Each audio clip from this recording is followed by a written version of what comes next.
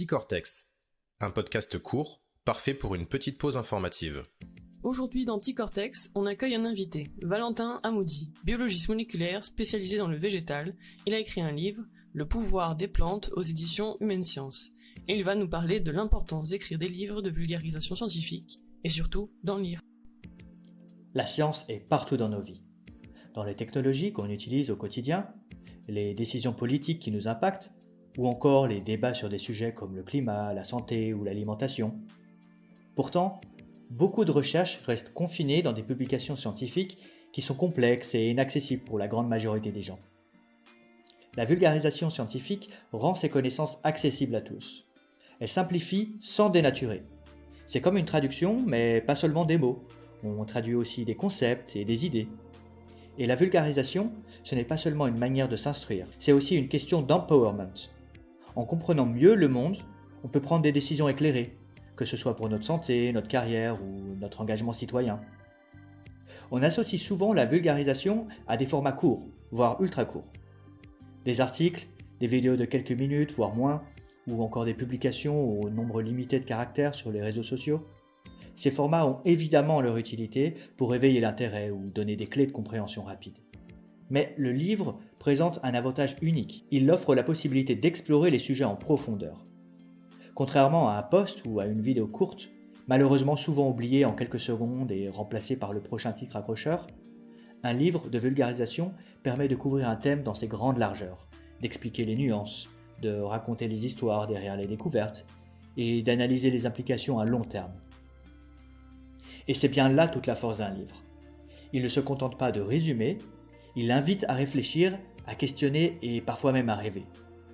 Il offre un espace où l'on peut vraiment s'immerger dans un sujet, sans la pression du « tout doit aller très vite » qui domine notre époque. En cela, les livres de vulgarisation remplissent un rôle irremplaçable, celui d'accompagner le lecteur dans une véritable exploration intellectuelle, une démarche qui dépasse l'acquisition de connaissances pour devenir un dialogue avec la science. Les livres de vulgarisation ne se contentent pas de transmettre des faits, ils éveillent aussi la curiosité. Qui n'a jamais été fasciné par un livre qui nous révèle les mystères de l'univers, du cerveau ou même de l'histoire de l'humanité? Ces livres ont le pouvoir d'inspirer. De nombreux scientifiques, ingénieurs ou artistes témoignent que leur vocation est née d'un livre lu dans leur jeunesse. Un livre peut transformer un lecteur en acteur du changement. C'est une chaîne d'inspiration qui se prolonge à travers les générations. Mais le rôle des livres de vulgarisation ne se limite pas à l'inspiration du lecteur. On vit à une époque où la désinformation peut se propager plus vite que les faits. Selon la loi de Brandolini, le temps et l'énergie qu'il faut pour réfuter une idiotie sont très supérieurs au temps et à l'énergie qu'il faut pour l'énoncer. Rien de tel donc qu'un bon livre pour couper l'herbe sur le pied à certaines âneries.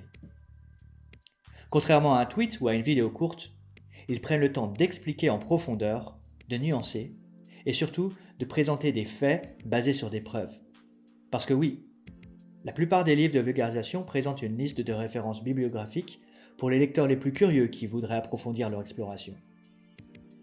De fait, ces ouvrages deviennent des ressources fiables auxquelles on peut se référer face à un discours simpliste ou manipulateur.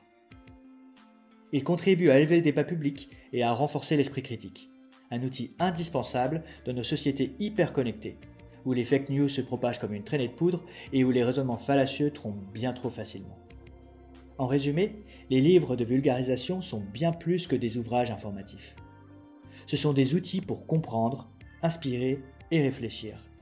Alors que vous soyez chercheur, écrivain ou simple passionné, n'hésitez pas à partager vos connaissances en vous lançant dans l'écriture. Vous pourriez allumer cette petite étincelle qui changera une vie, ou peut-être même le monde.